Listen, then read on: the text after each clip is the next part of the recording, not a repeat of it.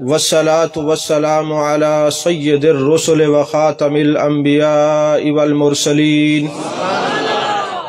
وعلى آلہ الطیبین واصحابہ الطاہرین اما بعد فاعوذ باللہ من الشیطان الرجیم بسم اللہ الرحمن الرحیم انا اعطیناک الکوثر صدق اللہ العظیم وصدق رسولہ النبی الکریم الامین المکین الرؤوف الرحیم ان اللہ وملائکتہ یصلون علی النبی یا ایہا الذین آمنوا صلوا علیہ وسلموا تسلیما اللہم صلی علی سیدنا و مولانا محمد وعلی آل سیدنا و مولانا محمد وبارک وسلم وصلی علیہ الصلاة والسلام علیک یا رسول اللہ الصلاة والسلام علیک یا حبیب اللہ الصلاة والسلام علیک یا نبی اللہ الصلاة والسلام علیک یا خیر خلق اللہ۔ تمام تعریفیں اللہ تبارک و تعالیٰ کے لیے ہیں جو خالق کائنات بھی ہے، مالک شش جہات بھی، جو احد بھی ہے، صمد بھی ہے، جس کی شان لم یلد بھی ہے ولم یولد بھی۔ لا تعداد ہدیہ درود و سلام بارگاہ سید الانام، شفیع رحمت، والی امت، شاہ خوباں، جان جانا، شہنشاہ حسینہ، سید سروراں، سیاہ لا مکاں، تتیمہ دوراں، سرخیل زہرہ جمالاں، رازدان ماوہا، شاہد ماتغا، صاحب علم نشرہ، معصوم آمنہ، احمد مجتبہ، حضرت محمد مصطفیٰ صلی اللہ علیہ وآلہ وصحبہ وبارک وسلم کی دربار ناز میں اپنی عقیدتوں محبتوں کا خراج پیش کرنے کے بعد حسن محفل، صدر محفل، جگر گوشہ مخدوم المخادیم، شہزادہ غوث الورا، پیر طریقت، رہبر شریعت جناب پیر سید ولایت مصطفیٰ گیلانی صاحب دامت برکاتہم العالیہ، اور میرے انتہائی واجب الاحترام پیر طریقت جناب پیر سید مشاہد علی شاہ صاحب دامت برکاتہم العالیہ، جملہ علماء کرام، سادات کرام اور عاشقان مصطفیٰ صلی اللہ علیہ وسلم، آج کی یہ روحانی، ایمانی، قرآنی، عرفانی محفل پاک محبوب علیہ السلام کے ذکر پاک کی محفل ہے۔ آج ہماری خوش قسمتی ہے کہ جناب قبلہ شاہ صاحب تشریف لائے، ان کی ہم زیارت بھی کر رہے ہیں اور محبوب علیہ السلام کا ذکر سن بھی رہے ہیں اور کر بھی رہے ہیں۔ عزیزان محترم، قبلہ شاہ صاحب جس دربار عالیہ حضرت پیر سید موسیٰ پاک شہید رحمت اللہ علیہ کے سجادہ نشین ہیں، یہ کوئی عام پیر نہیں ہے۔ آج لوگوں نے پیروں کا کنسپٹ صرف طویل دھاگے تک محدود رکھا ہے، کئی دوستوں کے علم میں یہ بات نہیں ہوگی۔ حضرت میری تائید فرمائیں گے، اخبار الاخبار اور دوسری کتب کے اندر یہ بات موجود ہے کہ برِ صغیر میں جو شخص پہلی دفعہ علم الحدیث لے کے آیا ہے، جس کو حضرت شاہ عبدالحق محدث دہلوی کہتے ہیں، وہ حضرت موسیٰ پاک شہید رحمت اللہ علیہ کے مرید ہیں، اور 4 سال ان کی رہے ہیں خدمت میں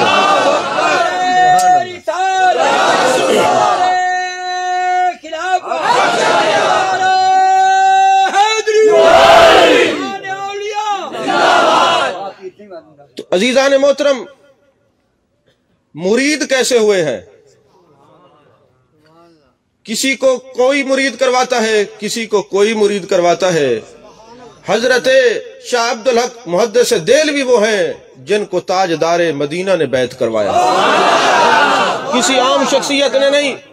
اور حضرت شاہ عبدالحق محدث دہلوی علیہ رحمہ جب ریاض الجنہ میں بیٹھتے تھے اور درس حدیث پڑھاتے تھے، عشق کا عالم یہ تھا کہ اپنی داڑھی مبارک سے محبوب کی دہلیز پر جھاڑو دیا کرتے تھے اور اپنی داڑھی مبارک کو چھپا کے رکھتے تھے۔ جب کوئی پوچھتا حضور اپنی داڑھی کو کیوں چھپا کے رکھتے ہیں، فرماتے اس داڑھی نے در یار پہ جھاڑو دیا ہے، کسی بد مذہب کی نظر نہ پڑ جائے، کسی بد مذہب کی نظر نہ پڑ جائے۔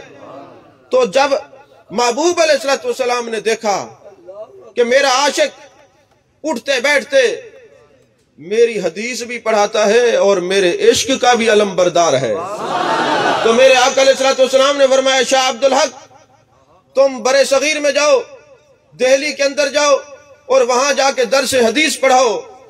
انہوں نے کہا غریب نواز میرے آقا جان عالم جان رحمت، آپ مالک ہیں آقا ہیں، جو حکم کریں گے غلام حاضر ہے، لیکن حضور ایک عرض تھی، میں ریاض الجنہ میں بیٹھتا ہوں، درس حدیث پڑھاتا ہوں، حضور اگر یہیں رہنے دیں۔ میرے آقا علیہ السلام نے فرمایا آپ یہاں رہتے ہیں عبدالحق محدث دہلوی، یہاں آپ در و دیوار کو دیکھتے ہیں، جب آپ دہلی جائیں گے جب آنکھیں بند کریں گے اپنے سرکار کو دیکھیں گے۔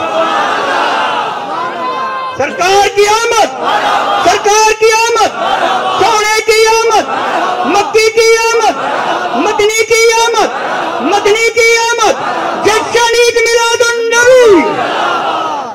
سمجھ میں آ رہی ہے بات؟ لیکن شاہ عبدالحق محدث دہلوی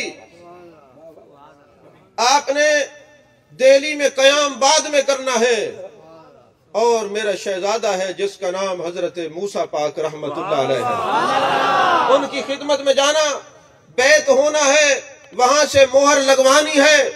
علم شریعت اس وقت تک کامل ہوتا ہے جب علم تصوف کی مہر لگی ہوئی ہو۔ علم شریعت اپنے اندر حکمت کے اثرات تب جاری کرتا ہے جب کبھی اللہ والے کی نظر ہو، اور علم شریعت کے اندر الفاظ کے ساتھ برکات تبھی نصیب ہوتی ہیں جب اللہ والے کی نگاہ ہو۔ عبدالحق تیرا نبی تجھے حکم دیتا ہے، آپ نے وہاں خدمت میں جانا ہے اور بیعت ہو کے پھر دہلی جانا ہے، جا کے درس حدیث لوگوں کو پڑھانا ہے۔ عزیزان محترم، اٹھائیں مقدمہ شاہ عبدالحق محدث دہلوی علیہ رحمہ کی کتاب اخبار الاخیار کا، آپ کو پتہ چلے محبوب علیہ السلام کے دامن میں سب کچھ تھا، نواز بھی رہے تھے، عطا بھی فرما رہے تھے، لیکن بیعت ہونا اتنا محبوب کو پسند ہے کہ میری غلامی کے ساتھ ساتھ میرے غلاموں کی غلامی میں جو آ جائے اس کا علم نور علی نور ہو جاتا ہے۔ کہا بھیجنے والے ہم ہیں، اور کوئی کسی کو مرید کرواتا ہے، کوئی کسی کو مرید کرواتا ہے۔ شاہ عبدالحق محدث دہلوی علیہ رحمہ وہ ہیں جن کو کسی اور نے نہیں گنبد خضرا کے مکین بیعت بھی کروایا ہے اور حکم بھی فرمایا ہے وہاں جا کے مرید ہونا ہے۔ اور 4 سال تک آپ اپنے مرشد کی خدمت میں رہے، اور عشق کا عالم یہ تھا کہ فرماتے ہیں کہ دلی کی جو حیثیت ہے وہ چھوٹے مکے کی ہے، اور میرے یار کا شہر جو مدینہ ہے، مدینہ الاولیاء ہے، اس کی جو حیثیت ہے وہ چھوٹے مدینے کی ہے۔ سب سے پہلے جس شخص کی زبان سے مدینہ الاولیاء ملتان نکلا تھا وہ اور کوئی شخصیت نہیں، حضرت شاہ عبدالحق محدث دہلوی علیہ رحمہ۔ تو اس بارگاہ کے سجادہ نشین جلوہ فرما ہے، یہ ہماری خوش قسمتی ہے، نسل بھی ہو اور اصل کا ذکر بھی ہو۔ عزیزان محترم، جو ذمہ میرے موضوع لگایا گیا ہے، پہلے عجیب عالم تھا کہ نعت خانوں کو فرمائش ہوتی تھی یہ پڑھیں، اب دینی طالب علموں کو بھی کہا جاتا ہے جی فلاں تقریر کرنی ہے اور فلاں حدیث پڑھنی ہے۔ کیوں؟ حدیث سے ذوق جو ہے، حدیث سے پیار جو ہے، حدیث سے محبت جو ہے۔ تو جو موضوع میرے ذمہ لگایا ہے اور جو سوالات مجھے بھیجے ہیں کہ ان پر آپ نے جواب دینا ہے، تو میں اپنے موضوع کے اندر انشاءاللہ العزیز کلام کروں گا، وقت بھی مختصر ہے۔ آپ کے سامنے قرآن مجید برہان رشید کی ایک آیت تلاوت کی ہے، اِنَّا أَعْطَيْنَاكَ الْكَوْثَرَ، محبوب ہم نے آپ کو کوثر عطا فرمایا۔ ایک ہوتا ہے قلیل، ایک ہوتا ہے کثیر، ایک ہوتا ہے کوثر، یہ مبالغے کا صیغہ ہے۔ محبوب ہم نے آپ کو اتنا دیا، اتنا دیا، اتنا دیا جس کی انتہا نہیں۔ دیکھیں نا، کسی نے کہا اس کا معنی حوض کوثر ہے، کسی نے کوئی معنی بیان کیے، ابھی وقت نہیں کہ اتنا تفاسیر آپ کے سامنے رکھوں، مختصر بات عرض کر رہا ہوں، کسی نے کوئی معنی نکالا، کسی نے کوئی معنی نکالا۔ امام مجاہد وہ ہیں جو حضرت عبداللہ بن عباس رضی اللہ تعالیٰ عنہما کے شاگرد ہیں، علماء تشریف فرما ہے، جب کوئی تفسیر لکھتا ہے تو حضرت امام مجاہد کا قول آ جائے تو سب سے پہلے امام مجاہد کا قول لیا جاتا ہے، باقیوں کا درجہ بعد میں ہے، پہلا تفسیری اقوال میں قول حضرت امام مجاہد کا ہوتا ہے۔ اور حضرت امام مجاہد فرماتے ہیں کہ الکوثر سے کیا مراد ہے؟ فرمایا اے الخیر کلہ، یعنی محبوب جتنے جتنے خیر کے پہلو ہیں سارے کے سارے عطا فرما دیے ہیں، جتنے جتنے خیر کے پہلو ہیں سارے کے سارے محبوب آپ کو عطا فرما دیے ہیں۔ اگر کوئی کہے صفت کے ساتھ موصوف کا جڑا ہونا لازمی ہے نا، آپ کہیں دوڑتا ہے، آپ کو کیا پتا کون دوڑتا ہے؟ بتانا پڑے گا۔ گھوڑا دوڑتا ہے، اونٹ دوڑتا ہے، موٹر سائیکل دوڑتا ہے، صفت کے ساتھ موصوف کا ہونا لازمی ہے۔ جہاں صفت اور موصوف ہوں تو کچھ چیزیں مقید ہو جاتی ہیں۔ یہاں اللہ نے کوثر تو فرمایا، یہ نہیں بتایا کہ کس چیز میں خیر کثیر عطا فرمایا۔ فرمایا محبوب جس میں خیر ہے سب کے سب تجھے عطا فرمایا۔ اے الخیر کلہ، محبوب جتنے جتنے خیر کے پہلو ہیں سارے عطا فرمائے۔ بتائیں علم میں خیر ہے یا جہالت میں؟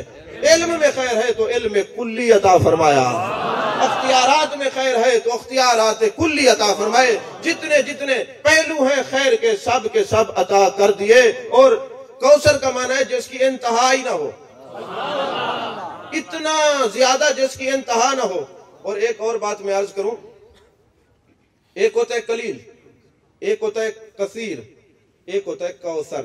مبالغے کا صیغہ ہے نا، قلیل تھوڑا، کثیر زیادہ، الکوثر بہت ہی زیادہ۔ لیکن یہاں ایک بات قرآنی ہے، زمین کتنی بڑی ہے، آسمان کتنا بڑا ہے، ستارے کتنے بڑے ہیں، جتنی نعمتیں ہیں ان کی تعداد اور گنتی نہیں، تعین نہیں، مقید نہیں کر سکتے۔ تو اللہ فرماتا ہے کل متاع الدنیا قلیل، یہ دنیا مختصر ہے۔ یارو جس کا اتنا بڑا قلیل ہے اس کا کثیر کتنا بڑا ہوگا، بلال کوثر کتنا بڑا ہوگا۔ نعرہ تکبیر، نعرہ رسالہ، نعرہ خلافت، نعرہ حیدری، مقام مصطفیٰ، اہل سنت۔ تھوڑی تصوف کی بات بھی کر دوں ایک۔ ام المومنین حضرت عائشہ صدیقہ رضی اللہ تعالی عنہ، تفسیر در منصور کے اندر حضرت امام جلال الدین سیوطی رحمت اللہ علیہ نے یہ حدیث نقل کی، حوالہ بھی دے دوں، اہل علم کے کام آئے گا۔ ام المومنین حضرت عائشہ پاک سوال کرتی ہیں، یا رسول اللہ صلی اللہ علیہ وآلہ وسلم، جب کوئی بندہ اپنے کان بند کرتا ہے اس کے جسم سے اندر سے آواز آتی ہے، یہ آواز کس چیز کی ہے؟ یہ آواز کس چیز کی ہے؟ میرے لجپال آقا کریم صلی اللہ علیہ وسلم نے فرمایا، اے عائشہ، جب کوئی کان بند کرتا ہے اس کے جسم سے، اس کی باڈی سے جو آواز آتی ہے یہ حوض کوثر کے پانی کے چلنے کی آواز ہے۔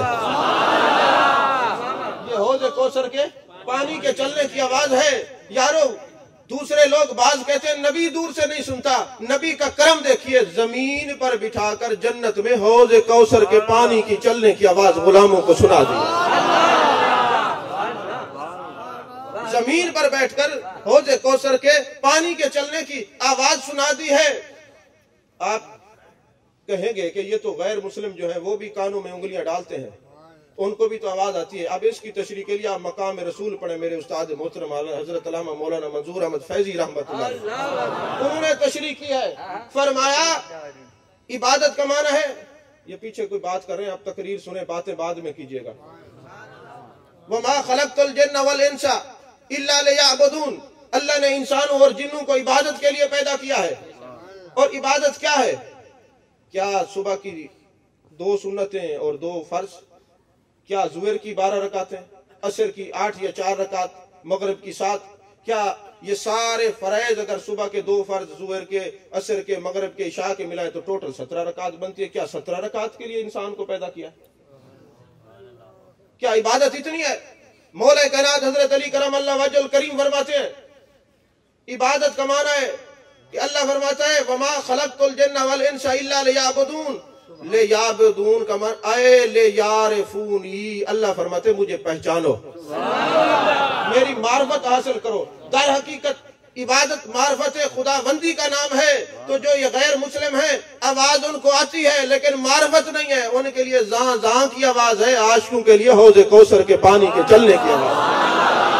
نعرہ تکبیر، نعرہ رسالت، نعرہ خلافت، نعرہ حیدری، شان مصطفیٰ، عظمت مصطفیٰ، پیر طریقت رہبر شریعت۔ تو یہ پانی کے چلنے کی آواز ہے، حوض کوثر کی آواز ہے۔ اب علامہ اقبال نے جب یہی حدیث پڑھی تو تڑپ گئے، فرماتے ہیں کہ مجھے بھی آواز آتی تھی لیکن ہمیں کوئی راہبر نہیں ملا، کوئی رہنما نہیں ملا، ہمیں بتاتا کہ یہ باڈی کے اندر سے جو انر وائس ہے یہ کیا ہے، یہ آواز کیا ہے، کوئی بتاتا۔ جب یہ حدیث پڑھی تو لکھا میں پا شکستہ جا نہ سکا قافلے تلک، اگرچہ دیر تک آتی صدائے جرس رہی۔ فرمایا آواز تو مجھے آ رہی تھی، میرے پا شکستہ تھے اور میرے پاؤں ٹوٹے ہوئے تھے، مجھے کوئی رہنما نہیں ملا، کوئی راہبر نہیں ملا جو بتاتا کہ یہ اندر سے کان بند کرو، آواز کس چیز کی ہے۔ فرماتے ہیں کسی نے غیر کے لیے آواز بند کی، کان بند کیے، حوض کوثر تک پہنچ گیا ہے، اور اپنے نبی کے لیے کان بند کرے، آنکھ بند کرے، حواس خمسہ بند کرے، اندر کھول جائے گا، پھر کوثر کے مکین تک پہنچ جائے گا۔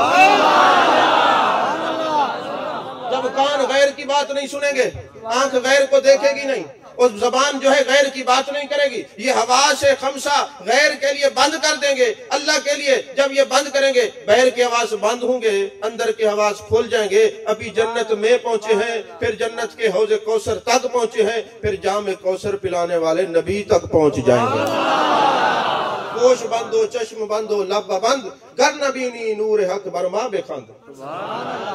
عزیزان محترم، میرے مصطفیٰ کریم صلی اللہ علیہ وسلم فرماتے ہیں حوض کوثر کے 4 کونے ہیں، ایک کا مالک سیدنا ابو بکر صدیق ہیں، ایک کے مالک حضرت فاروق اعظم ہیں، ایک کونے کے مالک حضرت عثمان غنی ہیں، ایک کونے کے مالک حضرت مولا علی ہیں۔ حضرت شاہ عبدالحق محدث دہلوی نے بھی لکھا، اور حضرت یوسف بن اسماعیل نبہانی نے شواہد الحق میں یہ بات لکھی۔ فرماتے ہیں ایک شخص ہے جن کا نام ہے حضرت شیخ ابو عبداللہ، بہت بڑے ولی ہیں، بہت بڑے ولی کامل ہیں، کہتے حج کرنے کے لیے گئے، وہاں ایک نوجوان سے ملاقات ہوتی ہے، اس کو بھوک نہیں لگتی، پیاس نہیں لگتی۔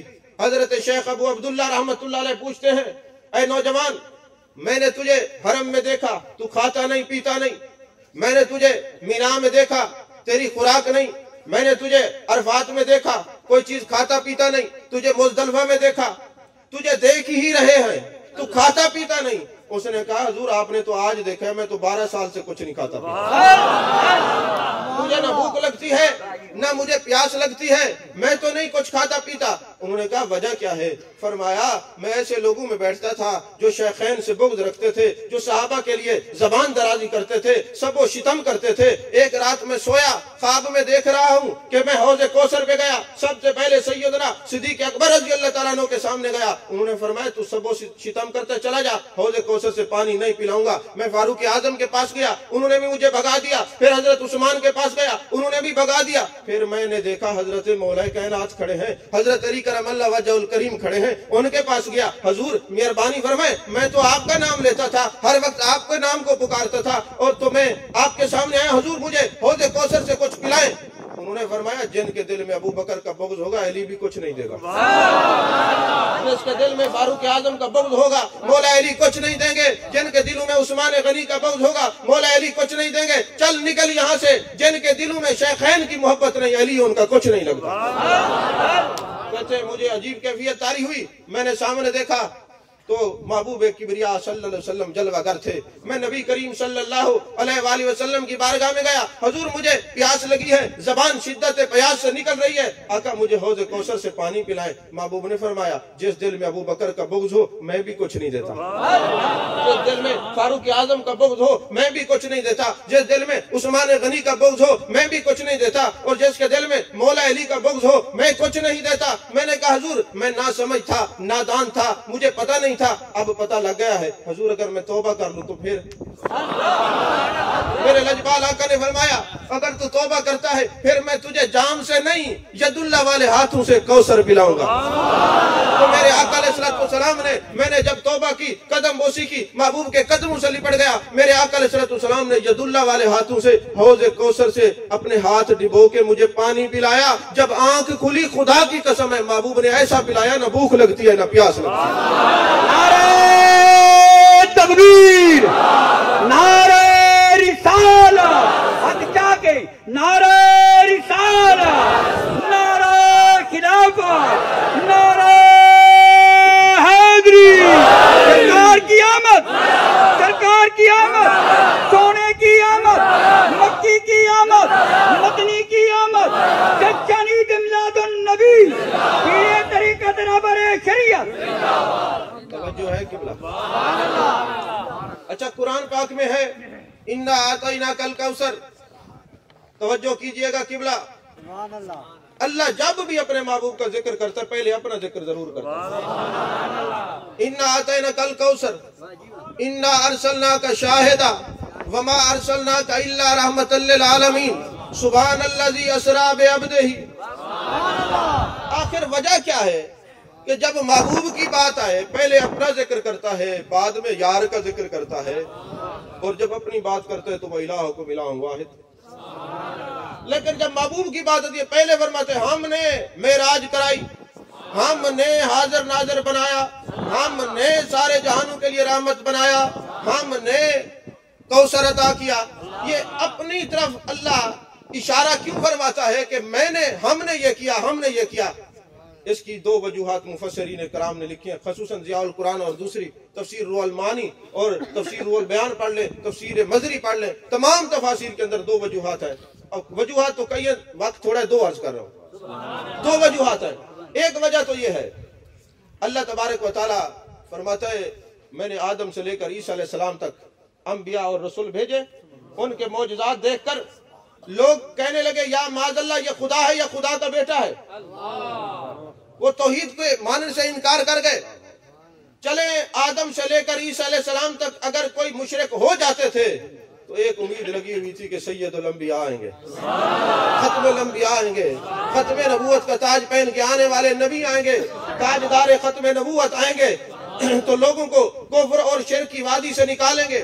حضرت عیسیٰ علیہ السلام نے مردوں کو زندہ کیا، قرآن میں ہے۔ حضرت موسیٰ علیہ السلام نے عصا مارا، چشمے پھوٹے، قرآن میں ہے۔ عیسیٰ علیہ السلام نے جن کو زندہ کیا، ان کا پتہ نہیں وہ مسلمان ہوئے یا نہیں ہوئے، ان کا پتہ ہی نہیں وہ تھے کون۔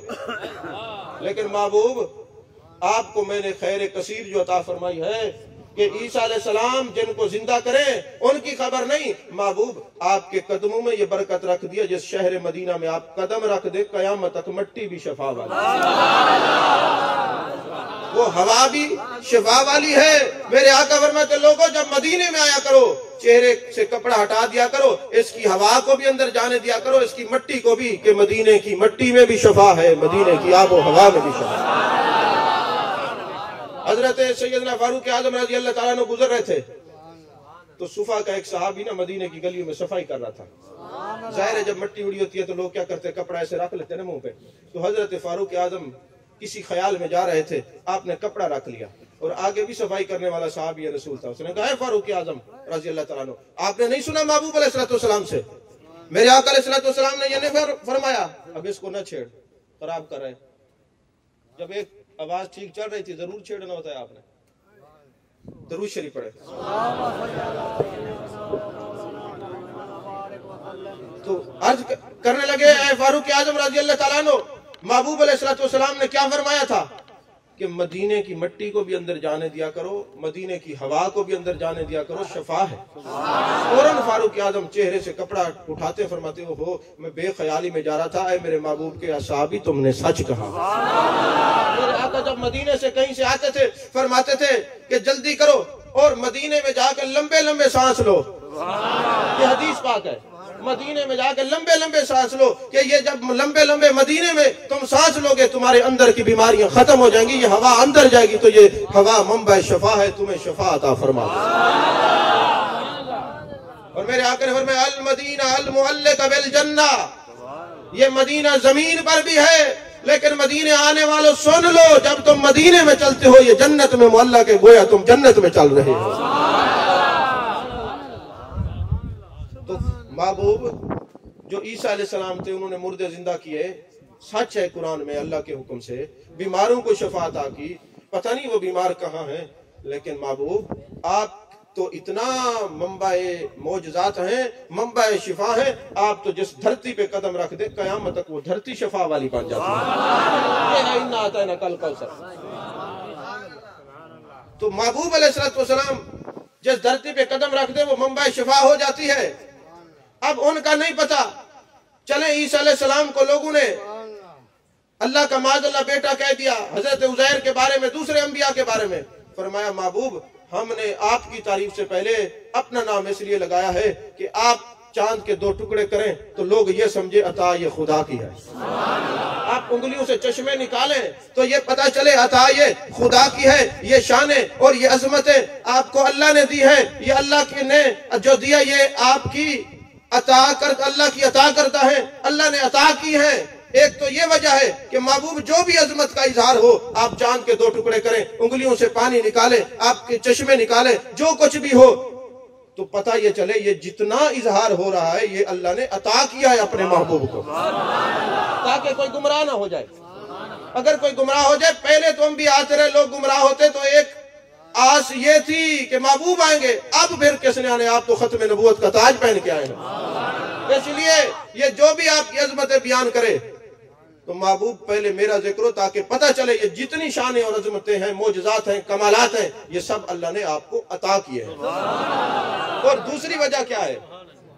دوسری وجہ یہ ہے کہ محبوب ہم نے سارے جہانوں کے لیے آپ کو رحمت بنا کے بھیجا، اگر کوئی نہ مانے تو آپ پر اعتراض نہ ہو، اس کے خدا پر اعتراض ہو۔ اِنَّا أَرْسَلْنَاكَ شَاهِدًا، محبوب ہم نے آپ کو حاضر ناظر بنا کے بھیجا۔ کوئی کہے ایک شخصیت پوری کائنات میں حاضر ناظر، تو محبوب یہ آپ تو نہیں فرما رہے کہ میں حاضر ناظر ہوں، ہم کہہ رہے ہیں اِنَّا أَرْسَلْنَاكَ شَاهِدًا۔ اگر آپ کے حاضر ناظر ہونے کا کوئی منکر ہو تو محبوب آپ کے ساتھ ساتھ آپ نے اپنے خدا کا بھی منکر ہو جائے۔ سبحان الذی اسریٰ بعبدہ، پاک ہے وہ ذات جس نے اپنے عبد مقرب کو سیر کرائی۔ محبوب جو معراج کا منکر ہو تو پہلے یہ اس لیے اپنا ذکر کیا ہے کہ پاک ہے وہ ذات جس نے سیر کرائی۔ یہ سیر کرنے والے کا انکار کرنا بعد میں ہوتا ہے، جس نے سیر کرائی اس کا انکار پہلے۔ محبوب جو آپ کی عظمت کا انکار کرے پہلے خدا کا انکار کرے، پھر آپ پر انگلی اٹھائے۔ سمجھ میں آ رہی ہے بات؟ عزیزان محترم، اللہ تبارک و تعالیٰ نے اپنے محبوب کو دنیا میں بھی بھیجا، معراج پہ بھی بلایا، یہ عظمتیں اور شانیں عطا فرمائیں۔ حضرت شاہ عبدالحق محدث دہلوی رحمت اللہ علیہ معراج اور میلاد کی جو حکمتیں بیان کرتے ہیں ان میں سے ایک عرض کر فرماتے ہیں کہ اللہ تبارک و تعالیٰ نے محبوب علیہ السلام کو حضرت آمنہ کے گھر میں بھیجا تاکہ کوئی خدا نہ کہے، حضرت عبداللہ کا بیٹا بنایا تاکہ کوئی خدا نہ کہے، حضرت خدیجہ کا شوہر بنایا تاکہ کوئی خدا نہ کہے، حضرت فاطمہ کا بابا بنایا تاکہ کوئی خدا نہ کہے، حضرت حسنین کریمین کا نانا بنایا تاکہ کوئی خدا نہ کہے، 40 سال مکے میں رہے، امین کہلایا تاکہ کوئی خدا نہ کہے، ہجرت کروائی تاکہ کوئی خدا نہ کہے، پھر وصال ہوا، قبر انور میں جلوہ گر ہوئے تاکہ کوئی خدا نہ کہے، اور معراج پہ بلایا، دیدار کرایا، دنیا میں رکھا، دنیا میں بھیجا تاکہ کوئی خدا نہ کہے، مقام میں بھیجا تاکہ کوئی خدا نہ کہے، لا مقام میں بلایا تاکہ کوئی خدا سے جدا نہ کہے۔ نعرہ تکبیر، نعرہ رسالت، نعرہ خلافت، نعرہ حیدری، معراج مصطفیٰ، معراج مصطفیٰ، عظمت مصطفیٰ۔ سمجھ میں آ رہی ہے بات؟ آپ سیاستہ کی حدیث پاک ہے، ایک دن میرے آقا علیہ السلام لیٹ ہو گئے، دیر سے تشریف لائے نماز پڑھانے کے لیے، بالکل سورج نکلنے والا تھا۔ آتے ہی محبوب علیہ السلام نے مختصر نماز پڑھائی اور مصلی پہ جلوہ گر ہو گئے۔ فرمایا میرے صحابہ سارے اکٹھے ہو جاؤ۔ صحابہ اکٹھے ہو گئے۔ میرے آقا علیہ السلام نے فرمایا رائے تو ربی فی آسن سورہ، اے صحابہ میں رات آرام کر رہا تھا اور میں نے اپنے رب کو اصل شکل میں دیکھا۔ اس کے دو معنی ہیں، ایک معنی یہ ہے کہ جو اس کی اصل شکل ہے میں نے دیکھا، اور ایک یہ جو میری اصلیت ہے اس میں نے دیکھا۔ محمد سر عبادت ہیں، کوئی ان کی رمز کیا جانے، شریعت میں تو بندہ ہے، حقیقت میں خدا جانے۔ آپ لوگ سامنے تو بیٹھ گئے ہیں، نیند بھی کر رہے ہیں، جو سامنے بیٹھ کے نیند کرتے ہیں مجھے تقریر بول جاتی ہے، میری مجبوری ہے۔ یہ اس لیے فرنٹ سیٹ والے خیال کیا کریں کیونکہ ڈرائیور کے لیے بھی مسئلہ پیدا ہو جاتا ہے۔ آپ جو ہے نا آنکھیں کھول کے مجھے دیکھیں، اگر سبحان اللہ الحمدللہ کہتے رہیں گے تو میں ناراض نہیں ہوتا، میں کہتا بھی نہیں کہو لیکن ناراض بھی نہیں ہوتا۔ عزیزان محترم، میرے آقا علیہ الصلوۃ والسلام نے فرمایا میں نے اپنے رب کو دیکھا۔ میرے رب نے پوچھا ہے میرے پیارے محمد صلی اللہ علیہ وسلم، یہ مالا اعلیٰ کے فرشتے آپس میں کیا گفتگو کر رہے ہیں؟ میں نے کہا میرا رب تو جانتا ہے۔ اللہ نے اپنی شان کے مطابق میرے سینے پہ ہاتھ رکھا، وہ میں نے ٹھنڈک محسوس کی، انوار التجلیات کی کرنیں نکلنا شروع ہوئی، زمین و آسمان کے جو حجابات تھے، فَعَلِمْتُ مَا بَيْنَ السَّمَاوَاتِ وَالْأَرْضِ، زمین اور آسمان میں جو کچھ تھا سب کچھ میں نے جان لیا ہے۔ جن کی نگاہ میں کچھ چھپا ہوا نہ ہو اس کو کہتے ہیں الکوثر۔ عزیزان محترم، مسند ابو یعلا کی حدیث پاک ہے، اور یہی حدیث ابن کثیر میں بھی ہے اور تفسیر مزری کے اندر بھی ہے۔ جب جنگ بدر ہوئی، محبوب علیہ السلام جنگ بدر ختم ہونے کے بعد نماز پڑھا رہے ہیں، اور نماز پڑھاتے پڑھاتے میرے آقا مسکرانے لگ گئے۔ نماز ختم ہوئی، صحابہ نے پوچھا یا رسول اللہ صلی اللہ علیہ وسلم مسکرا کیوں رہے ہیں؟ آپ نماز میں مسکرا رہے تھے۔ میں آپ سے ایک سوال پوچھتا ہوں، امام جب آگے کھڑا ہو مقتدیوں کو پتہ چلتا ہے امام مسکرا رہا ہے؟ صحابہ کہتے ہیں، بخاری میں حدیث ہے، متعدد مقام پہ مختلف شارحین نے بھی لکھا، صحابہ کی نماز ہوتی تھی یار کے چہرے کو تک کے، ان کا صرف پڑھنے پڑھانے تک معاملہ نہیں تھا، تکنے تکانے والے تھے، محبوب کو تکتے رہتے تھے، ان کی نماز ہوتی تھی تو محبوب کو دیکھتے تھے نماز میں ایسے۔ اچھا آپ کہیں گے جی قبلے سے چہرہ پھر جائے تو نماز نہیں ہوتی، یارو آپ کی نماز، آپ کا چہرہ پھر جائے نماز نہیں ہوتی، قبلے یہ شرط ہے قبلہ کی طرف منہ ہو، اگر قبلہ سے منہ پھرے اور کعبہ کی طرف سے ہو جائے تو اصل تو نماز ہو جاتی ہے نا، تو قبلہ سے بیت اللہ سے منہ پھرا ہے نا، کعبے سے تو منہ نہیں پھرا نا۔ تو حضور والا میرے آقا علیہ السلام مسکرائے، صحابہ نے پوچھا یا رسول اللہ صلی اللہ علیہ وسلم آپ مسکرا رہے تھے؟ انہوں نے فرمایا، میرے آقا نے جواب دیا اس لیے مسکرا رہا تھا، یہ جو فرشتے آئے تھے نا جنگ بدر میں لڑنے کے لیے، اچھا مجھے یہ بتائیں فرشتوں کا کام تسبیح کرنا ہے یا لڑنا ہے؟ فرشتے تو تسبیح کرتے ہیں جی۔ اللہ تبارک و تعالیٰ نے جب فرمایا انی جاعل فی الارض خلیفہ، زمین پر نئے بنانے والا ہوں، تو انہوں نے کیا کہا تھا؟ من یفسد فیہا ویسفک الدماء نحن نسبح بحمدک ونقدس لک، وہ تو تسبیح کرتے ہیں، لیکن فرمایا فرشتوں کام تمہارا تسبیح کرنا ہے، جب محبوب کی عزت پر پہرا دینا ہو پھر تلواریں بھی اٹھاؤ۔ نہیں سمجھے بات آپ کو؟ ہر جگہ تسبیح مسلح کام نہیں آتا۔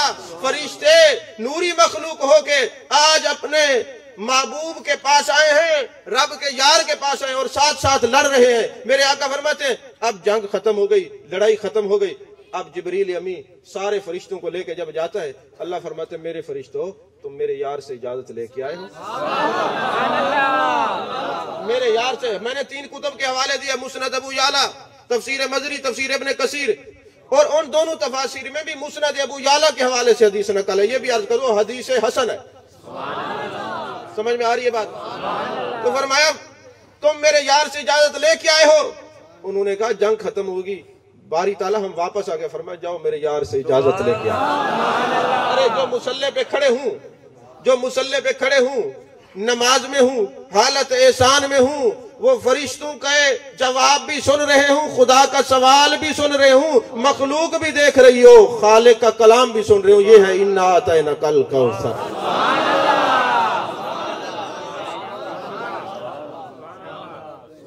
تفسیر ابن کثیر میں ایک واقعہ ہے، حضرت جبیر بن مطعم رضی اللہ تعالی عنہ فرماتے ابھی میں مسلمان نہیں ہوا، مکے میں جب میں نے دیکھا ابو جہل وغیرہ محبوب علیہ السلام کی جان کے دشمن ہو گئے تو میں شام چلا گیا۔ لمبا واقعہ مختصر خلاصہ اس کا عرض کر رہا ہوں. میں شام چلا گیا, ایک راب سے ملاقات ہوئی. راب نے کہا کوئی مکے کا حال سناؤ. میں نے کہا امام الانبیاء نے اعلان نبوت کیا ہے, لوگ معاذ اللہ ان کے شہید کرنے کے در پہ ہیں. اس نے کہا میرے پاس انبیاء کی تصاویر ہیں, چلو تصویر پہچان کے بتاؤ اس میں امام الانبیاء کون ہے, جان عالم کون ہے. اب تفسیر ابن کثیر میں یہ بات لکھی ہوئی ہے کہ وہ تصاویر آئی کہاں سے تھی, یہ خود پڑھ لینا. ابھی جو موضوع ہے اس پر چلوں گا. اب جناب والا انہوں نے وہ لے گئے, ایک کمرے میں تصاویر لگی ہوئی تھی. کہتے میں نے دیکھا محبوب علیہ السلام نہیں تھے. پھر دوسرے کمرے میں گیا نہیں تھے, تیسرے میں گیا تصاویر میں آپ کی تصویر مبارک موجود تھی. اور عالم یہ تھا محبوب ایک جگہ جلوہ کریں, حضرت صدیق اکبر رضی اللہ تعالیٰ نے گھٹنا پکڑ رکھا. حضرت جبیر بن مطعم رضی اللہ تعالیٰ عنہ کہتے ہیں مجھے پتا تھا ان کا نام صدیق اکبر رضی اللہ تعالیٰ عنہ ہے, یہ محبوب کے سچے پکے یار ہیں. میں جانتا تھا. میں نے کہا میں اس راہب کا علم چیک کروں یہ کیا کہتا ہے. میں نے کہا جناب یہ تو جانے جانا ہے, یہ تو شہنشاہ حسینہ ہے, یہ تو سید سروراں ہیں, یہ تو سیاح لامکاں ہیں, ان کو تو میں جانتا ہوں. یہ کون ہے جنہوں نے گھٹنا پکڑ رکھا ہے؟ میں نے کہا ان کا نام صدیق اکبر ہے. محبوب جب ظاہری طور پہ وصال کر جائیں گے یہ خلیفہ بنیں گے. یار توریت والوں کو پتا ہے کہ محبوب کے بعد خلیفہ صدیق اکبر ہے, انجیل والوں کو پتا ہے اور آپ کو نہیں پتا. عجیب حیرت ہے, آپ کو نہیں پتا. وہ ہیں غیر مسلم, کلمہ نہیں پڑھتے, ان کو پتا ہے کہ افضل البشر بعد الانبیاء بے تحقیق کون ہے, سیدنا صدیق اکبر رضی اللہ تعالیٰ عنہ. ان کو پتا ہے, ان کو کیوں پتا نہیں چلتا. تو کہنے لگے تم واپس چلے جاؤ, محبوب علیہ السلام کا یہ کچھ نہیں بگاڑ سکتے, اللہ ان کو اپنی حفاظت میں لے گا. میں نے توریت اور انجیل میں پڑھا ہے اور پھر قرآن میں بھی ہے واللہ یعصمک من الناس. محبوب ہم آپ کی حفاظت کرنے والے ہیں. تو حضرت جبیر بن مطعم کہتے میں واپس آیا. جب محبوب علیہ السلام نے بعد میں ہجرت فرمائی وہ تصاویر جو تھی خود بخود ختم ہو گئی, اللہ نے ان کو اٹھا لیا. عزیزان محترم, جس نبی کے آنے سے پہلے اپنے اور پرائے ان کو جانتے ہوں اس کو کہتے الکوثر. سمجھ میں آ رہی ہے بات؟ اپنے پرائے جانتے ہوں کہتے الکوثر. اسی طرح محبوب علیہ السلام میرے آقا کریم صلی اللہ علیہ وسلم نے قبیلہ بنی تمیم کو زمین الاٹ فرمائی. یہ محبوب کے اختیار دیکھیں, زمین الاٹ فرمائی. انہوں نے کہا حضور یہ ہمارے قبیلے کے لیے نا زمین ہمیں لکھ دیں. آپ نے لکھ دی کہ یہ آپ کی ہے. وہ قبیلہ پھر بعد میں مسلمان ہوا, 100 سال 200 سال. 5ویں ہجری جب آئی نا 5ویں, اس وقت سب سے بڑے عالم جو تھے حضرت امام غزالی تھے. تو وقت کا جو بادشاہ تھا اس نے کہا بھائی یہ محبوب علیہ السلام کے جو اختیارات ہیں وہ ان کی زندگی تک ہے معاذ اللہ, تو لہٰذا یہ زمین واپس کرو. اس وقت سب سے بڑے عالم عرب و عجم میں حضرت امام غزالی تھے.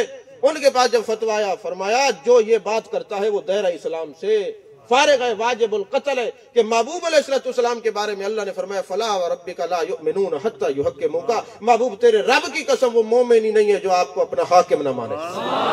تو آپ کی حاکمیت تو قیامت تک ہے, اور جس کو محبوب جو کچھ عطا کر دیں, جس کو جو کچھ عطا کر دیں وہ قیامت تک اسی کے پاس رہے گا. کیونکہ فیضان نبوت جب جاری ہو جاتا ہے کسی پر بند نہیں ہوتا. ارے جس کو جو فیضان ملے اور پھر ایک نسل تک نہ ہو کئی نسلوں تک ہو, اس کو الکوثر کہتے ہیں. تکبیر, نعرہ رسالت, نعرہ خلافت, نعرہ حیدری, جشن عید میلاد النبی. لبیک لبیک یا رسول, لبیک لبیک لبیک یا رسول, لبیک لبیک لبیک یا رسول. توجہ ہے, چھاپ تو نہیں گئے آپ, ناراض تو نہیں ہو رہے؟ اچھا میں تو محبوب کی تعریف کر رہا ہوں. عزیزان محترم, ایک اور بات, جواہر البہار کے اندر علامہ یوسف بن اسماعیل نبہانی نے ایک حدیث نقل کی. میرے آقا کریم صلی اللہ علیہ وسلم نے ارشاد فرمایا لوگو جنت کے اندر ایک درخت ہے, جس دن عید الفطر کا حکم ملا تھا اسی دن اللہ نے وہ درخت بھی تخلیق فرمایا. اس کو کہتے ہیں شجر طوبہ. شجر طوبہ. محبوب علیہ السلام فرماتے ہیں کہ اس درخت کی جو جڑیں ہیں جو جنت میں میرا مکان ہے اس کے صحن کے اندر ہے. اور اللہ کا یہ معجزہ ہے کہ اس درخت کی ہر جنتی کے مکان میں ٹہنی موجود ہے. جب کوئی جنتی دل کرے گا اس پر انگور لگ جائے انگور لگ جائیں گے، انار لگ جائے انار لگ جائیں گے، وہ سوچے گا اس ٹہنی پہ وہ پھل لگ جائے گا۔ علامہ یوسف بن اسماعیل نبہانی فرماتے ہیں نبی کے غلام ہو تمہیں مبارک ہو، تم جو کہتے ہو ہمیں در مصطفیٰ سے ملتا ہے سچ ہی تو کہتے ہو۔ واللہ یوتی وانما انا قاسم، میرے آقا نے فرمایا بخاری شریف کی حدیث ہے اللہ عطا کرنے والا ہے، میں نبی تقسیم کرنے والا ہوں۔ علامہ بدر الدین عینی فرماتے فعل متعدی ہے، فعل متعدی عموم کے لیے ہوتا ہے، خصوص کے لیے نہیں کہ بس کوئی مخصوص چیز عطا فرماتے، سب کچھ در مصطفیٰ سے ملتا ہے۔ تو حضرت علامہ یوسف بن اسماعیل نبہانی رحمۃ اللہ علیہ فرماتے ہیں دیکھو محبوب کی عظمتوں کے کیا کہنے، دنیا میں تو فیوز و برکات سے مالا مال کرتے ہیں، جب جنتی جنت میں چلے جائیں گے جنت میں بھی جو کچھ ملے گا سب کو در مصطفیٰ سے ملے گا۔ یہ ہے اِنَّا أَعْطَيْنَاكَ الْكَوْثَرَ۔ دو احادیث مبارکہ کے بارے میں حکم ملا کہ یہ بیان کریں، اس دفعہ بیان نہیں ہوئی تو میں دوبارہ عرض کرنے لگا ہوں۔ پرانے جو لوگ ہیں انہوں نے تو یہ حدیث سنی ہے، سب سے پہلے پاکستان میں اس حدیث کو ہم نے بیان کیا اور الحمدللہ آج بڑے بڑے خطباء اس کو بیان کرتے ہیں اور اللہ ہمیں اجر دیتا ہے۔ محبوب کے اختیار پر میں عرض کرنے لگا ہوں۔ دو احادیث مبارکہ دل پہ لکھ لینے میں دونوں میں عقیدہ ہے۔ سوال یہ ہے کہ جب کوئی بندہ دنیا میں رہتا ہے 10 سال 20 سال 50 سال 100 سال زندہ رہتا ہے اور پھر جب دنیا سے جاتا ہے تو اس کے کندھے پہ زندگی میں دو فرشتے ہیں، ایک کا نام کرامن ہے، کرامن کاتبین ہے، دونوں ایک نیکیاں لکھتا ہے اور ایک برائیاں لکھتا ہے۔ سوال یہ پیدا ہوتا ہے جب بندہ فوت ہوتا ہے یہ فرشتے کہاں جاتے ہیں؟ 70 سال 80 سال 100 سال، آخر تو یہ فانی جہان ہے، ہر ایک نے جانا ہے۔ تو سوال یہ ہے کہ یہ فرشتے دو کہاں چلے جاتے ہیں؟ اچھا جب یہ حدیث ہم پڑھتے ہیں نا کہ محبوب علیہ السلام کے روضہ پاک پہ ایک فرشتہ کھڑا ہے، وہ بتاتا ہے سبز گنبد کے مکی فلاں نے، فلاں کے بیٹے نے اور فلاں کے پوتے نے، 10 پشتوں کا نام لیتا ہے۔ القول البدی کے اندر امام سخاوی نے کہا وہ گنبد خضرا کے پاس جو فرشتہ کھڑا ہے وہ 10 نسلوں کا نام لیتا ہے، جو بھی کوئی درود پڑھے اس کی 10 نسلوں کا نام لیتا ہے۔ یا رسول اللہ صلی اللہ علیہ وسلم فلاں فلاں فلاں فلاں کا بیٹا آپ پر درود و سلام پڑھتا ہے۔ محدثین نے فرمایا درود میں پڑھوں، میرے ابا جی کا نام درود قبلہ پڑھیں، آپ کے والد گرامی کا نام، کوئی بھی درود پڑھے ان کے ابا جی کا دادا جی کا نام کیوں لیتا ہے؟ فرمایا در حقیقت فرشتہ اس کے اصلی ہونے کی تصدیق کرتا ہے کہ اس کے نسب میں کوئی خطا نہیں، یہ بد اصل نہیں ہے، اس 10 پشتوں تک تو میں جانتا ہوں اس کا نسب ٹھیک ہے، جس کا نسب ٹھیک ہوتا ہے وہی درود و سلام پڑھتا ہے۔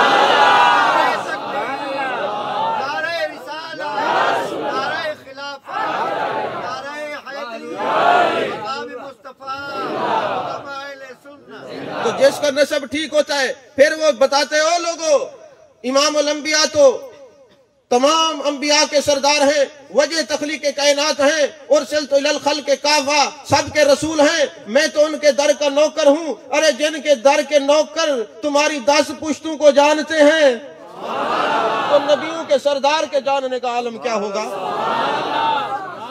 اچھا اب جب یہ ہم حدیث بیان کرتے ہیں نا تو بعض دوست کہتے ہیں جی دیکھیں نا اگر محبوب سن سکتے تو یہ فرشتہ کیوں بتاتا ہے؟ محبوب سن لیتے۔ میں نے کہا حدیثیں دو ہیں، ایک ہے اسماء و صلاۃ اہل محبتی و عارفہم، محبوب جو محبت سے درود پڑھے وہ آپ نے خود سننا ہے۔ اسماء و صلاۃ اہل محبتی و عارفہم، میرے آقا فرماتے ہیں وہ درود میں خود سنتا ہوں اور پڑھنے والے کو دیکھتا ہوں۔ تو محبوب جو محبت سے پڑھے آپ نے خود سننا ہے، اور جو بے خیالی سے پڑھے رد وہ بھی نہیں ہے، وہ قبول ہے۔ محبوب آپ کی عظمت کے خلاف ہے کہ کوئی بے خیالی میں درود پڑھ رہے ہو، آپ توجہ کریں، محبوب وہ فرشتہ بتائے گا جو پیار سے پڑھے خود سنا کر۔ حدیثیں دونوں صحیح ہیں، حدیثیں دونوں صحیح ہیں، ہم نہیں انکار کرتے، لوگ ہیں ایک چھوڑ دیتے، ہم نے دونوں کو کہا صحیح ہے اور ان کی تطبیق یہ ہے۔ اچھا وہ ایک فرشتے کے بتانے سے بعض دوست کہتے دیکھو اگر محبوب سن سکتے خود پتا ہوتا تو پھر ایک فرشتہ کیوں بتاتا ہے سبز گنبد کے مکی فلاں نے، فلاں کے شخص نے، فلاں کے بیٹے نے درود پڑھا ہے۔ تو میرا آپ سے سوال ہے کہ یہ 2 فرشتے ہیں کندھے پہ بیٹھے ہیں، کیا اللہ سمیع و بصیر ہے کہ نہیں؟ علیم و بذات صدور ہے کہ نہیں؟ اللہ خود جانتا ہے کہ نہیں؟ تو یارو پھر یہ 2 فرشتوں کا تکلف کیسا؟ تو پتا چلا اگر ایک فرشتے کے بتانے سے اگر ان دو فرشتوں کے اعمال لکھنے سے، نیکیاں اور برائیاں لکھنے سے علم خدا کی نفی نہیں ہوتی تو ایک فرشتے کے بتانے سے علم مصطفیٰ کی بھی نفی نہیں ہوتی۔ علم مصطفیٰ صلی اللہ علیہ وسلم کی نفی نہیں ہوتی۔ اب سوال یہ ہے کہ مرنے کے بعد فرشتے کہاں جاتے ہیں؟ کتب تفاسیر کے اندر یہ حدیث ہے، میں نے حوالہ لگا کے رکھا ہوئے، علماء آتے ہیں، میں ان کی خدمت کرتا ہوں، ان کو حدیث دکھاتا ہوں۔ میرے آقا کریم صلی اللہ علیہ وسلم نے فرمایا کہ جب یہ بندہ دنیا سے جاتا ہے، فرشتے اللہ کی بارگاہ میں عرض کرتے ہیں، میرے مالک اس کے ساتھ اتنا ڈیوٹی کیا ہے، اب ہمیں اجازت دے ہم عرش پہ آ جائیں۔ اللہ فرماتے ہیں عرش پہ آنے کی ضرورت نہیں ہے، اسی کی قبر پہ چلے جاؤ، اگر یہ مسلمان تھا، کلمہ گو تھا، میرے محبوب سے پیار کرنے والا تھا، اس کی قبر پہ کھڑے ہو جاؤ، سبحان اللہ، الحمدللہ، اللہ اکبر، لا الہ کا ورد کرو، قیامت تک اس کو ایصال ثواب کرتے رہو، قیامت تک اس کو ایصال ثواب کرتے رہو۔ تو یارو پھر اگلا حصہ، اگر یہ بے ایمان تھا، کافر تھا، منافق تھا، پھر اس کی قبر پہ کھڑے ہو جو قیامت تک اس کو لعنت بھیجتے ہیں۔ تو میں کہتا ہوں یارو، آج آپ کہیں جی پتہ نہیں مر جائیں گے بچے ایصال ثواب کریں گے کہ نہیں کریں، پتہ نہیں ہمارے بچے ایصال ثواب کریں نہ کریں، تو یارو میں تمہیں دعوت فکر دیتا ہوں، تم رشتہ محبوبیت، رشتہ محبت محبوب سے جوڑ لو، تمہارے ایصال ثواب کا بندوبست میرے سرکار نے کر رکھا ہے۔ نعرہ تکبیر، نعرہ رسالت، نعرہ خلافت، نعرہ حیدری، سرکار کی آمد، سرکار کی آمد، سونے کی آمد، مکی کی آمد، مدنی کی آمد، جشن عید میلاد النبی۔ توجہ ہے آپ کی؟ اور اگر کوئی منافق مر جائے، گستاخ مر جائے، تو پھر آپ کو لعنت بھیجنے میں بھی ٹائم ضائع نہیں کرنا چاہیے، اس کا بھی بندوبست سرکار نے خود ہی کیا۔ تو اس سے یہ بھی پتہ چلا، آج جو لوگ کہتے ہیں قبرستان میں جا کر ایصال ثواب کرنا جائز نہیں ہے، میں نے کہا تم نہ کرو، یہ بھی نوری مخلوق کی سنت ہے جی، یہ مزارات پہ جانا نوری مخلوق کی سنت ہے کہ جی یہ تو ٹھیک ہے، آپ نے استدلال کیا، میں نے کہا جو 70,000 فرشتے صبح جاتے ہیں محبوب کی بارگاہ میں، اور 70,000 فرشتے شام کو جاتے ہیں محبوب کی بارگاہ میں، نہیں سمجھ آئی؟ تو عزیزان محترم، یہ عقیدہ لے کے جائیں، اس حدیث کے اندر ایصال ثواب اور محبوب کے ساتھ وفا کا عالم یہ ہے۔ اللہ فرماتا ہے اے مرنے والو، تم میرے محبوب کی محبت میں مرو، تمہارے ایصال ثواب کا بندوبست تمہارے خدا اور رسول نے کر رکھا۔ دوسری حدیث پاک یہ ہے، ایک دن بیٹھے بیٹھے میرے ذہن میں ایک بات آئی، آپ کی بھی توجہ دلا رہا ہوں، یہ میرے محبوب کی عظمت اور اختیار کی بات ہے۔ بیٹھے بیٹھے ذہن میں بات آئی کہ یار دیکھا ہے کہ مسلمان جب دنیا سے جاتے ہیں، اکثر مسلمانوں کا ایکسیڈنٹ ہوتا ہے، کئی دن ان کا خون زمین پہ پڑا رہتا ہے، کبھی نہیں دیکھا کہ کسی کتے نے آ کے زبان ماری ہو۔ آج تک کسی مسلمان کے خون کو کتے نے نہیں چاٹا۔ جس کا خون چاٹتے ہیں وہ مسلمان نہیں ہوتے، جن کا خون نہیں چاٹتے وہ مسلمان ہوتے ہیں۔ اور جب میں یورپ گیا، وہاں میں نے ایک ایکسیڈنٹ دیکھا، کیبن کے اندر انہیں کتے باندھے ہوئے تھے، جب بندہ زخمی ہوا وہی آ کے خون چاٹنے لگ گئے۔ میں حیران ہوا، عجیب کیا معاملہ ہے کہ پاکستان میں اور مسلم کنٹریز کے اندر میں نے یہ دیکھا ہے کہ کتے خون نہیں چاٹتے، یہ کیا بات ہے؟ میں نے علماء سے رابطہ کیا، تحقیق کی، کوئی جواب نہ ملا۔ پھر ایک مرتبہ حرمین شریفین جانے کا 2010 میں موقع نصیب ہوا، تو ایک مکتبے میں گیا، میں نے ایک حدیث پاک کی کتاب اٹھائی، اس کو جب کھولا، اوپر عربی میں سرخی تھی کہ مسلمان کا خون کتے کیوں نہیں چاٹتے، مسلمان کا خون کتے کیوں نہیں چاٹتے۔ میرے اوپر ایک کیفیت طاری ہو گئی، میں نے جب پڑھا تو میں بڑا حیرت میں چلا گیا۔ محبوب علیہ السلام نے ایک دن مسجد نبی شریف میں بیٹھ کے فرمایا تھا، الکلب لا یلغ فی دم مسلم، کتوں میں تم پر حرام کرتا ہوں کسی مسلمان کا خون نہیں چاٹنا۔ یارو 1500 سال پہلے میرے محبوب فرمائے، اے کتے تم نے خون نہیں چاٹنا۔ آج 1500 سال بعد جو مرے کتے خون نہیں چاٹتے، میرا سوال یہ، کتے کو کس نے بتا دیا؟ کتے کو کس نے بتا دیا کہ خون نہیں چاٹنا؟ ارے یہ محبوب علیہ السلام کی غلامی کا سبب دیکھیے، میرے آقا فرماتے ایک دفعہ تو مجھ سے محبت تو کر کے دیکھ، میں کسی خبیث کو تیرے خون کے قریب بھی نہیں آنے دوں گا۔ پھر یہ میرا سوال رہے گا کہ 1500 سال کتے کئی نسلی ہوتے ہیں، کئی لوسی ہوتے ہیں، کتا کوئی بھی ہو، لوسی کتا بھی نہیں جاتا، نہیں سمجھ، لوسی بھی نہیں جاتے اور کوئی کتا نہیں جاتا، کیوں؟ اس کو کس نے بتا دیا کہ نہیں جانا؟ ارے مجھے کہنے دیجئے قیمتی جملہ ذہن میں بٹھائیے، اختیارات مصطفیٰ صلی اللہ علیہ وسلم پر سوال کرنے والوں، میں تمہیں بتانا چاہتا ہوں جنس کا کتا ہو کہ 1500 سال بعد بھی محبوب کے اختیار کو مانتا ہے، کسی کا خون نہیں چاٹتا۔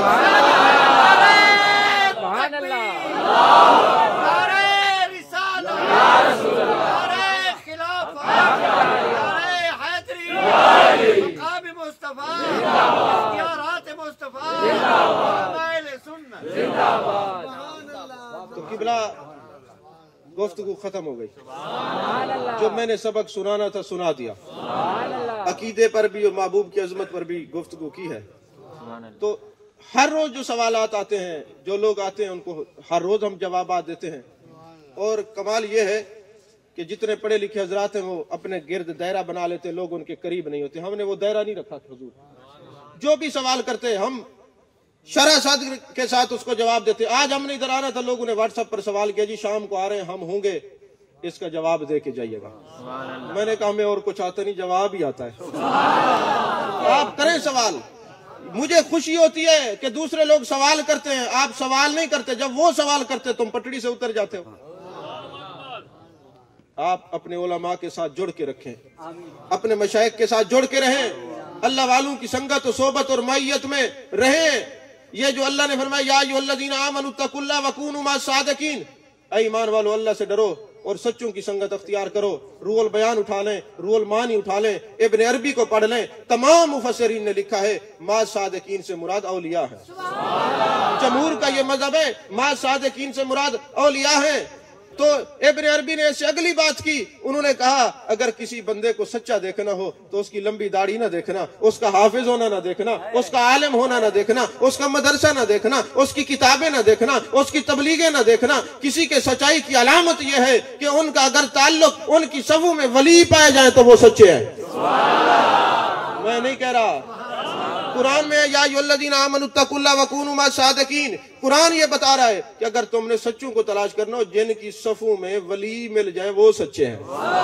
جن کی صف میں حضرت موسیٰ پاک شہید ہیں وہ سچے، جن کی صفوں میں حضرت غوث اعظم ہیں وہ سچے، جن کی صفوں میں حضرت خواجہ معین الدین چشتی اجمیری ہیں وہ سچے۔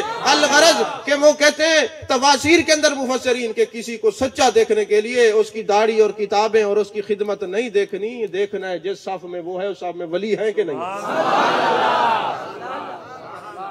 عزیزان محترم، ہر جگہ پہ ایک سوال کھڑا ہے، عیدیں دو ہیں، عیدیں دو ہیں، تیسری کوئی عید نہیں۔ اچھا مجھے سب سے زیادہ تنقید اسی علاقے میں ہوتی ہے، النفاق یورث الاعتراض۔ میرے آقا کا فرمان ہے کہ منافق کی جو وراثت ہے صرف اعتراض ہے۔ آپ کا یہ علاقہ پروگرام بھی یہاں پہ بہت ہوتے ہیں اور اعتراض بھی بہت ہوتے ہیں۔ آپ کے سامنے کوئی اعتراض کرے اس کو کان سے پکڑ کے میرے پاس لے آؤ، میں لندن سے نہیں آیا۔ عقیدہ اہل سنت نہ ثابت کروں تو پھر کہنا ہمارا عقیدہ برحق ہے۔ مصیبت یہ ہم نے سٹیجیں ایسے لوگوں کے حوالے کر دی جو دوڑے سنا کے آپ کو چلے جاتے، علم کی بات ہی نہیں کرتے۔ یہ ان کا قصور ہے اور آپ کا قصور ہے۔ آپ تھوڑی تھوڑی سور کے لیے سور لگواتے ہیں، بعد میں پتہ نہیں چلتا کہ اس نے کہا کیا ہے۔ آپ بتائیں علماء کو، ان کو کہیں حضور ہمیں ناسخ منسوخ سکھائیں، ہم نے سنا ہے ناسخ منسوخ جس کو نہ تو منبر پہ بولنا حرام ہے، آپ کی بھی تو ذمہ داری ہے۔ ہم نے سنا ہے من افتى بغیر علم لعنت ملائکۃ السماء والارض، جو باقاعدہ عالم نہ ہو تقریر کرے زمین آسمان کے فرشتے لعنت بھیجتے ہیں۔ آپ پوچھو تو صحیح بھی آپ نے پڑھا کیسے ہے، آپ سے جو تقریر کرے نہیں سور دیکھیے بلا لیا، اور بعد میں یہ پتہ نہیں کہ آپ کا نکاح بھی بچا کہ نہیں بچا، پتہ نہیں کیا ہوا ہے آپ کے ساتھ، کیا حادثہ ہو گیا آپ کو پتہ ہی نہیں ہے۔ تو سمجھ میں آ رہی ہے بات آپ کے؟ تو میں کہیں اتنا دور سے نہیں آیا، اب میں جو بات کر رہا تھا وہ میرے ذہن سے نکل گئی ہے۔ درود شریف پڑھیں۔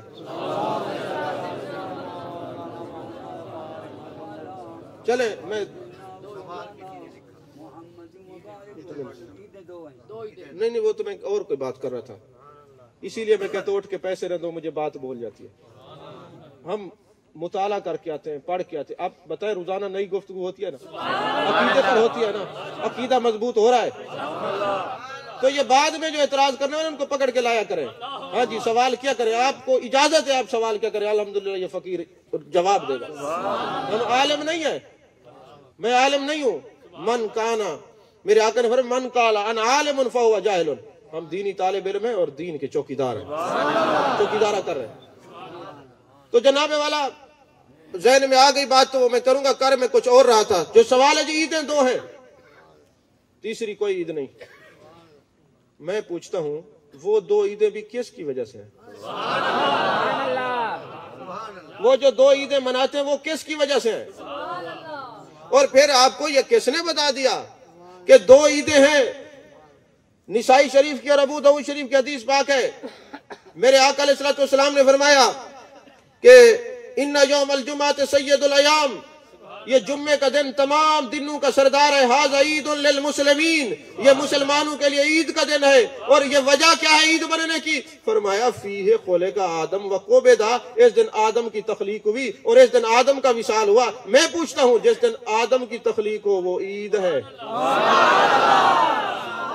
اور جس دن میرے محبوب کی آمد ہو وہ عید کیسے نہیں ہو سکتی؟ تو یارو یہ محبوب کی حدیث پاک نسائی شریف میں ہے، 1049 حدیث نمبر ہے، نہ ہو میرے پاس آئیے گا میں دکھاؤں گا۔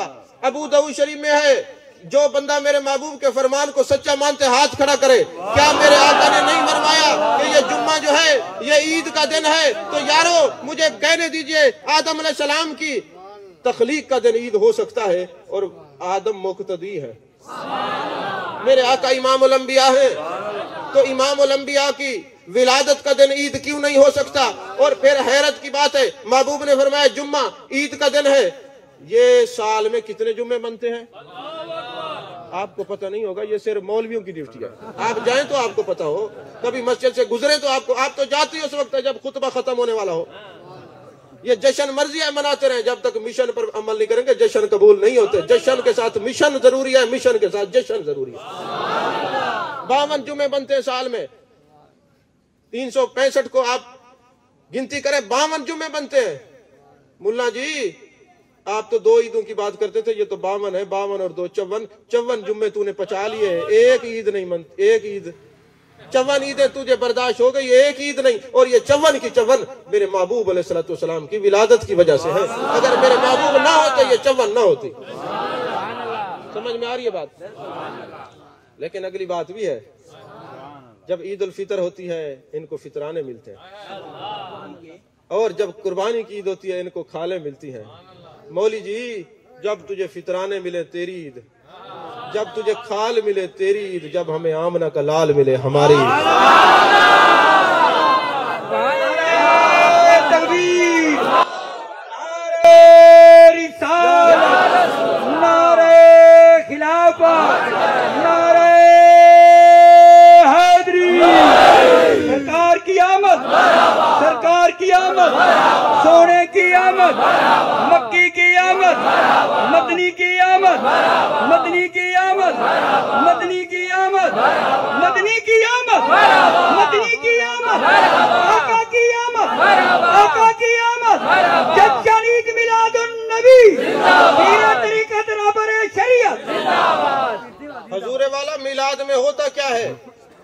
اگر ودھا کے چہرے کا ذکر ہو تب بھی ذکر رسول ہے، واللیل کی زلفوں کا ذکر ہو تو ذکر رسول ہے۔ یہاں پہ اگر کنجر ناچے ہوئے سٹیج پہ تو کہیں یہ بدعتی اور مشرک ہے۔ یہاں پہ قرآن کی تلاوت ہوئی، نعت خوانی ہوئی، سادات کی زیارت ہوئی، جو درس ہوا باحوالہ ہوا، قرآن و حدیث سے ہوا، ایک بات بھی اپنی طرف سے نہیں ہے، تو اس میں کون سی بدعت والی بات ہے کہ اللہ ناراض ہوئے گا؟ طائف کے بازاروں میں جنہوں نے پتھر مارے محبوب نے دعائیں دی، جو ان کے ذکر کی محفلیں سے جائے محبوب ناراض ہو گئے۔ اور پھر ہم جو یہ ذکر کرتے ہیں ہم کرتے ہیں، وَرَفَعْنَا لَكَ ذِكْرَكَ، محبوب ہم نے آپ کی خاطر آپ کا ذکر بلند کیا۔ میلاد النبی کے محفل میں جب مہینہ آتے وہ جی یہ بیوہ کی خدمت کیا کریں آپ کو ثواب ملے گا، بیوہ کی خدمت کیا کریں۔ آپ بڑے پڑھے لکھے حضرات ہیں، مجھے ایمان سے بتائیں کبھی کسی مولوی صاحب نے عید الفطر پہ لگایا ہے بینر کہ آج اس سال ہم فطرانے جو اکٹھے کر رہے ہیں بیوہ کو دیں گے؟ اور جب قربانی کی بات ہے تو کسی نے بینر لگایا کہ اس دفعہ جو کھالیں اکٹھی ہوں گی ہم بیوہ کو دیں گے؟ تو آدھے واری بیوہ کی یاد آ رہی ہے، نہیں سمجھ آئی۔ جڑے ویلے تسا میلاد مناؤ دیوانے مستانے محبوب دا ذکر کرو وال بیوہ تے مساکین یاد آویں، کدی نہیں منائے؟